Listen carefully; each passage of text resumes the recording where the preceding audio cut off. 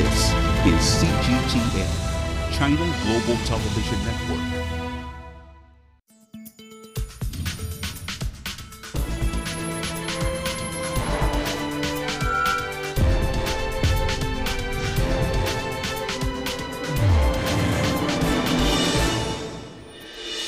Chinese Premier Li Keqiang has addressed the first session of the 13th National People's Congress here in Beijing.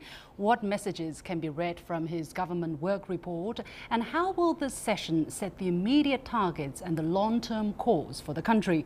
And as the set of proposals to amend China's constitution will be up for approval during the session, how significant are the changes and what will it mean for the lives of the Chinese people? Welcome to The Point, live from Beijing. I'm Li Xin.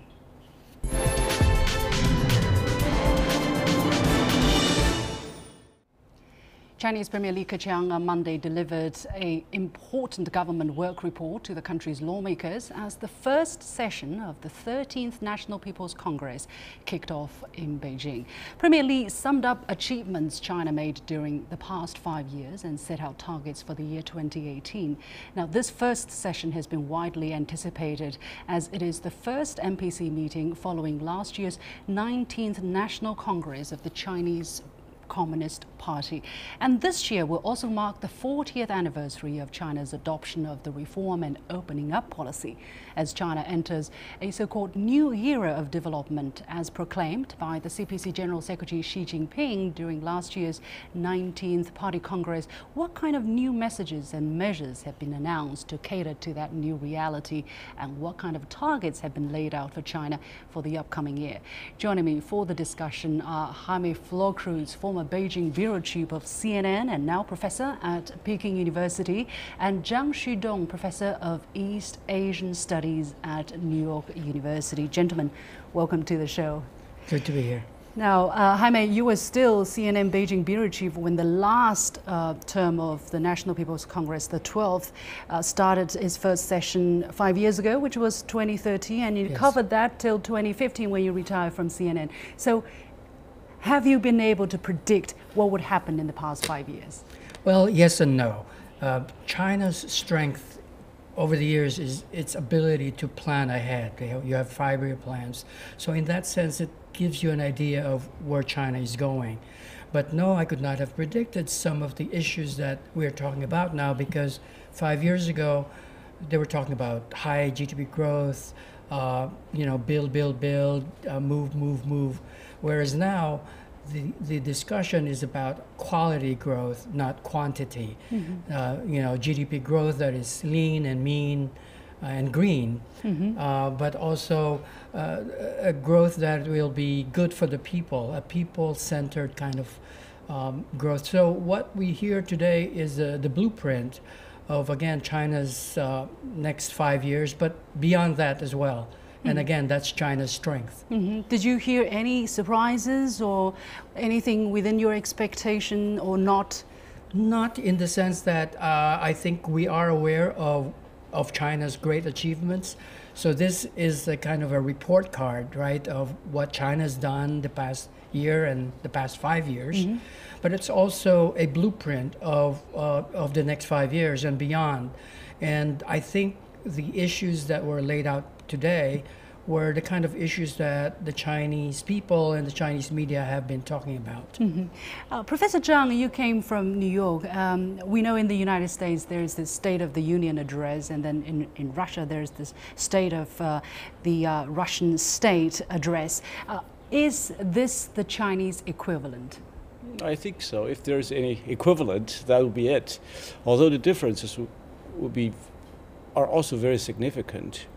I think the Li Keqiang's report is far more comprehensive and detail-oriented, which indicates the reach of the Chinese state, its capacity, and the degree to which the state and society, the central government, and ordinary Chinese people are integrated. Their fates are locked with each other. So to that extent, it's very different. The State of Union address is almost a ritual. It's a feel-good moment. It's for the president to address the nation. Its symbolic meaning, at least to me, is outweighs its statistical policy and all these concrete the content. Well, Premier Li's speech report also marked the opening of the 2-week-long session of the MPC. Yes.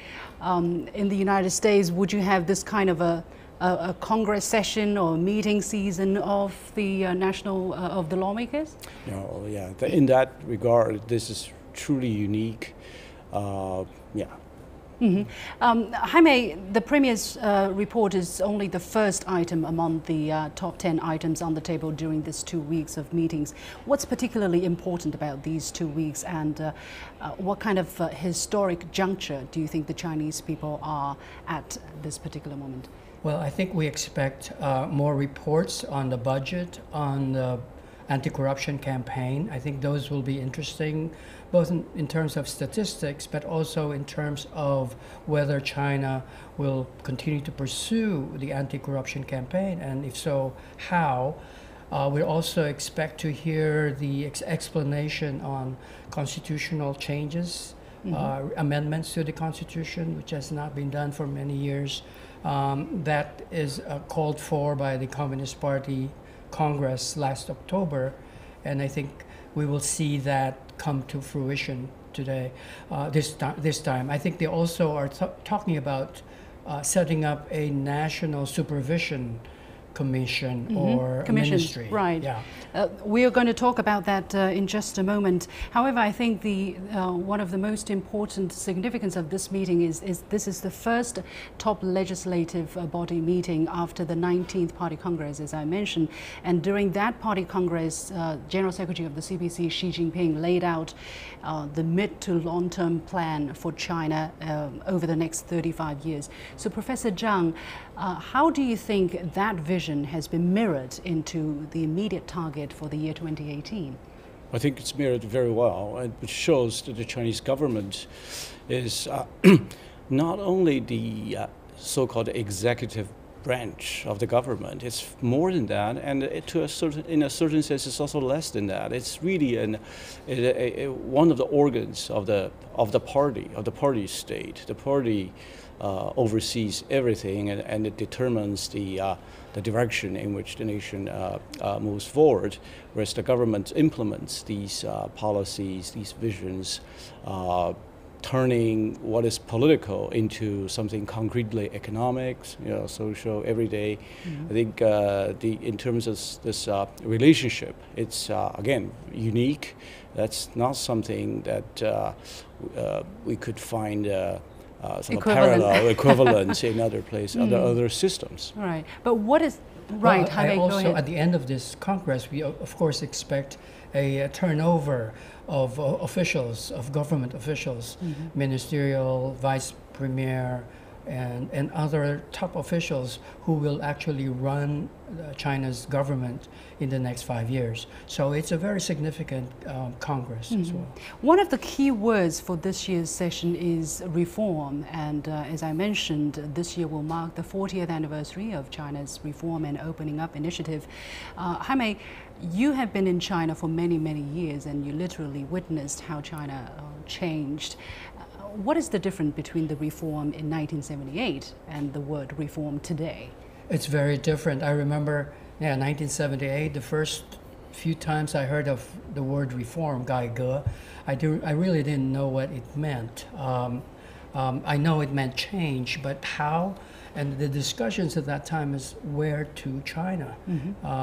And so initially, the changes, the steps taken for the reform were very, very modest. I mean, it was a reform already that you're allowed to leave, to quit your job if you don't want to, or to declare bankruptcy for enterprises. Those are no longer new in the current state. So when we speak of reform now, they're more deep, they're more institutional, and they're more structural. Professor Zhang, do you have any insight on that? I would go. I would venture to to argue that the reform itself now needs to be reformed. So we are witnessing this sort of deepening reform in the sense that the accumulated problems, many of them structural and entrenched, now will have to be addressed. One key problem is this. What's the leading political scientists in the world observed that the problem of economic modernization outruns economic social modernization outruns political development. I think even this Communist Party, as mighty as it is, faces this challenge. Right. Now it's time to address this this problem, and I think that will be included in the intrinsic meaning of reform from now on. Well, one of the issues very prominent in the press these days is the proposed constitutional amendments that will be up for discussion and up for approval during this year's session. And according to the MPC spokesperson, which said this on the day before Monday, the session, Zhang Weiwei, he said the Constitution can only ensure its lasting vitality by constantly adapting to new situations, drawing on new experiences and confirming new achievements and setting down new norms. So a lot of new here. Jaime, what kind of new situation is China faced with? Well, China has made huge achievements and progress in the past 5 years. And China is still rapidly changing. Every day, out in the streets, I see a lot of change. Also, there's a lot of change going on around China, overseas in the global affairs. So China needs to adapt to these changes, to this rapidly changing environment inside China, the economics, the social issues. And so China needs to take a good sweeping look at all this range of problems. And China is not complacent about the problems that face now. And that's what I liked about the government report. It highlights the achievements, but also it tackles or acknowledges the range of problems that China face right now. And that's what they need to address when they say adapt the Constitution. It's adapting to these changes. Right, and give legal emphasis to the new ways to adapt to these changes. Professor Zhang. If I may add to this, the language is also new because I think it's part of Li Keqiang's report saying that the problems are unprecedented. We have never seen problems like that, right, over the course of the 3 decades of reform. So that's also new. We're going to talk about the constitutional amendment in just a moment, but Professor Zhang, I want to hear your take on the kind of emphasis that is going to be put, or that has been proposed to be put on the leadership of the CPC over everything in the country, and also the lifting of the term of the presidential, lifting of the limit to the presidential term. What do you think of these changes which are being watched by so many people? Well, first of all, I think from a distance and from a relatively academic point of view, I think these amendments or changes fall completely within the say what is rightfully Communist Party to change or to revise. Put into the Constitution? I mean, these constitutional amendments. Okay. This is also a unique sort of area within the Chinese state form. The Constitution or constitution-making moment is rooted in the history of Chinese Revolution. That's where the Constitution draws its legitimacy, historically speaking, politically speaking, in terms of a mandate of heaven. To that extent, it's not a matter of legalistic, technical sort of a change of certain state sort of policies or structures. It's really within the Communist Party's self-understanding of its mandated, you know. We have to leave it there because of time constraints. Many thanks to my two guests, Jaime FlorCruz, former CNN Beijing Bureau Chief and Professor at Peking University, and Professor Zhang Xudong, Professor of East Asian Studies at New York University. A quick point before we go into the break. Now, the CPC Central Committee has proposed amendments to China's constitution, and these include a series of major institutional designs, for instance, further adherence to the CPC leadership and a lifting of the term of the presidential service. However, although these proposals have triggered much debate, little has been said about what led to these proposed changes officially, except what was carried by a commentary in the People's Daily, the official newspaper of the CPC. So, what is the significance of these changes, and how could the revised version ensure long-term good governance of China without the risk of abuse of power? I spoke to Professor Zhang Weiwei from Fudan University for his personal take behind these proposed changes. That's right after this break. Stay with us.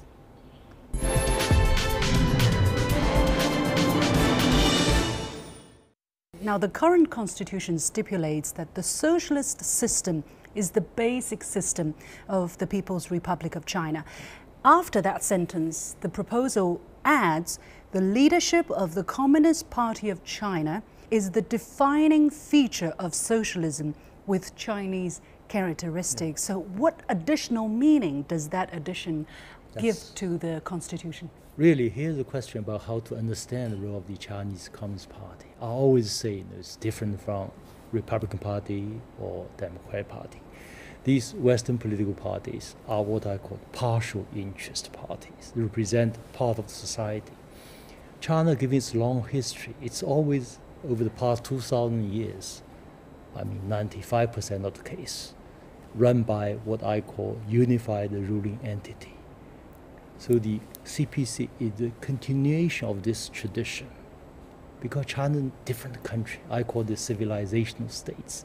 It's an amalgam of hundreds of states into one of its long history. If you practice Western multi-party system, the country ended in disintegration and warlords fighting each other. So in this sense, we emphasize the leadership of the party is crucial, and the party is the institution of China. I remember in the 1980s, there were even debates on whether we should put this leadership of the CPC into the constitution. I think it's upon Deng Xiaoping's insistence, this particular sentence was put into the constitution and contained in the preface of the constitution. So that was the first controversy. And the second, later on, some people argue that because this clause, leadership of the party, in the preface is not in the text proper, so it's less important, or it's less constitutional. So this time, for the first time, we put this particular element into the text proper of the Constitution, Article 1. So this is significant. It means self-confidence in the political system. We have made it. We have done better than other political systems. So we state out very clearly, this is how we have achieved under leadership of the party, and will continue to do so, and make it the proper text of the Constitution. One background information may be helpful for the audience is that the members of the CPC actually make up 8% of the Chinese population, which is also a unique percentage, I think, compared nearly to 90 million, so it's larger than German population. Right. So you say this is probably a demonstration of confidence of the Chinese for their political system, but because it is enshrined in the basic law of China, what kind of legal effects will it give for the CPC?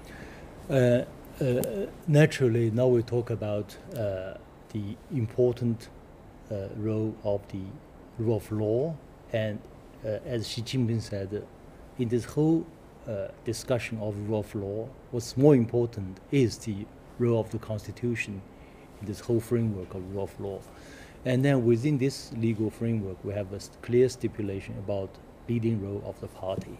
So this is, in other words, the role of the party is constitutional. One change that grabbed worldwide attention is the idea to lift the term of the president and vice president of the state. Now, the CPC Central Committee proposed revising the clause which says the term of office of the President and Vice President of the People's Republic of China is the same as that of the National People's Congress, and they shall serve no more than 2 consecutive terms. This is the present constitution, and it has been suggested that this be changed into the term of the office of the President and the Vice President of China is the same as that of the National People's Congress, and the clause about the limitation on the length of the term or the number of consecutive terms has been lifted. Why is that? Actually, if you look at the Chinese political system, especially since the past 2 or 3 decades, you have the position of the General Secretary of the party, and you have the position of the chairman of the military commission, and then you have this presidency. Since the time of Jiang Zemin in the early 1990s, the 3 positions are always held by one leader. And this turned out to be a good practice, which has maintained or helped maintain China's political stability and overall stability. And if you look at the party constitution, there are no such article about no maximum 2 terms. So now the 3 will be same. There will be no clause on maximum 2 terms. Actually, it's also widely practiced worldwide. If you look at Germany, Angela Merkel has entered into 3rd term. And if you look at Japan, they also have, you can continue to run many terms. But importantly, we have the party constitution, which have provisions on compulsory retirement, on age limits.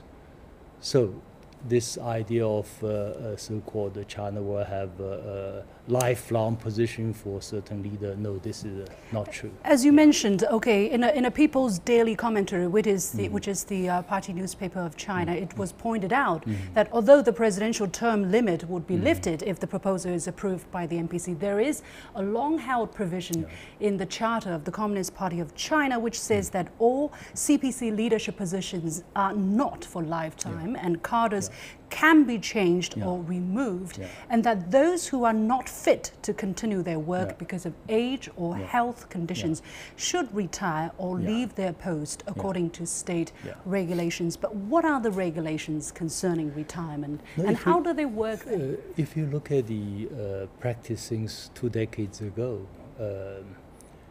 it's almost always the case, I mean 95% if not more, a cadre at level of what we call Juji, bureau chief, retired at 60. At the ministerial level, minister at 65. And only members of political bureau or standing committee in their 60s or over 65.